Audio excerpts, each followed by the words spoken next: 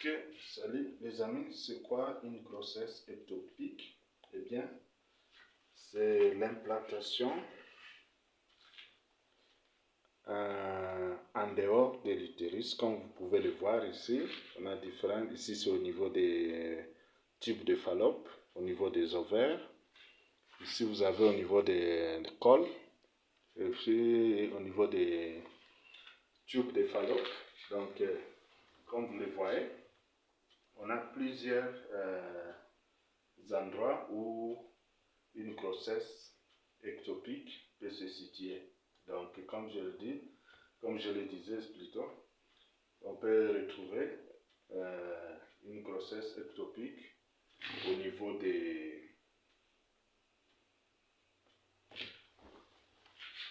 des tubes de Fallope, comme vous voyez ici,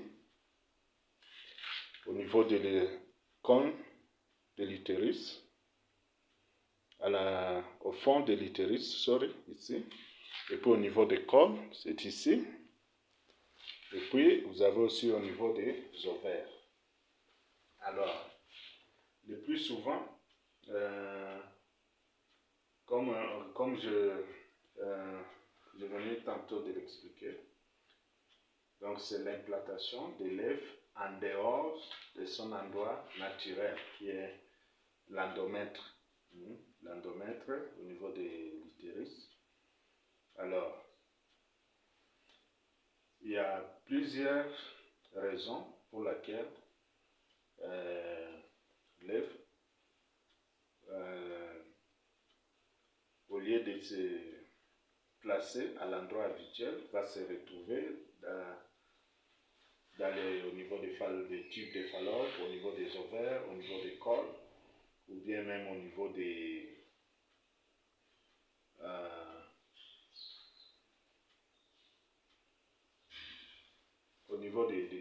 tubes des ovaires, comme je disais, au niveau des ovaires, au niveau des trompes, au niveau des cols, et même dans la cavité abdominale. J'avais presque oublié. Donc, dans la cavité abdominale aussi, ça peut arriver. Et puis, il ne faut pas oublier qu'une grossesse ectopique, c'est une urgence, puisque à moindre accident, la vie peut être en danger. Ce que la femme peut courir les risques de mourir suite à cette rupture. Donc, comme vous le voyez, nous avons les différentes locations là-bas, au niveau des ovaires, ici, au niveau des types de Fallope, au niveau des fonds utérins, et puis au niveau des cols. Ici, c'est au niveau de la cavité abdominale. Donc, c'est l'image que je cherchais. Alors, quels sont les signes qui montrent qu'il y a rupture, ou bien il y a grossesse ectopique, ou bien vous allez remarquer qu'il y aura cette douleur sévère au niveau de l'abdomen, au niveau du bas-ventre, qui va s'accompagner de l'écoulement, saignement vaginal. Et puis, il y aura aussi une histoire d'avoir fait des tests de grossesse qui ont montré que les tests positifs. Et puis, quand vous faites l'échographie, vous allez remarquer que ça va préciser que cette grossesse-là n'est pas à l'endroit habituel. Maintenant, en cas d'urgence, qu'est-ce qui arrive souvent, c'est qu'il y aura cette brusque début de saignement, et puis accompagné de douleurs sévères. Alors dans ce cas, on n'en a plus de temps à perdre, puisque il y a déjà une complication. C'est que grossesse ou le césar, ça peut arriver qu'il y a déjà rupture. Donc, il y a l'école, il y a pasoli kotoyo, et alors ça saigne à l'intérieur. Alors, le danger, c'est quoi? Le danger, il y a un choc hémorragique. C'est pourquoi il faut vraiment agir en urgence. Donc, comme je le disais, les diagnostics, si ce n'est pas en urgence avec échographie, bien test de grossesse, ça peut vous orienter aussi. Et puis, il ne faut pas oublier que le plus souvent, l'endroit le plus affecté par les grossesses ectopiques, c'est surtout au niveau des tubes de Fallope. C'est là où on a enregistré beaucoup de cas de grossesses ectopiques. Alors, quelles sont les conditions ou bien les événements qui peuvent conduire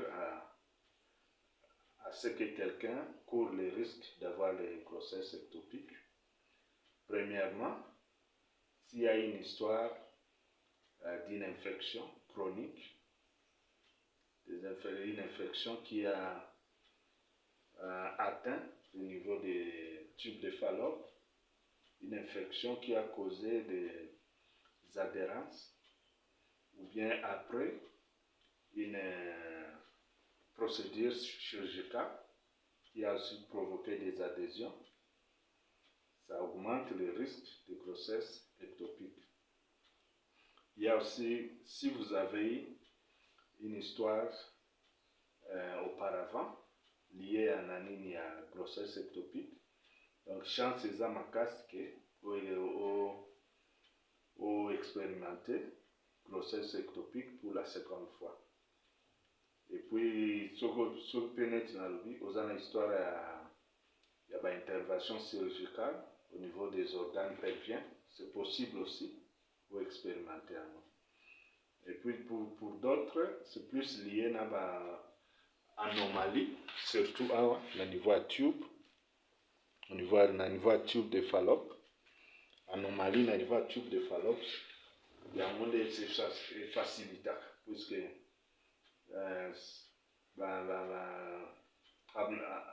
anomalie, ça peut être lié à l'adhésion après infection ou bien à procédure sous multiples transferts à embryon, surtout pour les couples stériles, mais qui va moyen invité, alors ils sont obligés de faire la technique où il y a par exemple multiples transferts à embryon. Il y a un peu qui peut provoquer risque de maladie sexuellement transmissible, salpingite, tout ce qui est maladie sexuellement transmissible chronique, et ça risque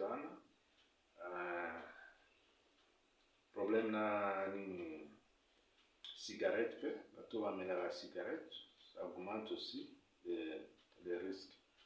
Donc, comme je le disais, en cas d'urgence, ce qui arrive souvent, c'est quoi? C'est que quand il y a rupture, ici c'est au niveau abdominal, ici, et là vous avez c'est au niveau des ovaires.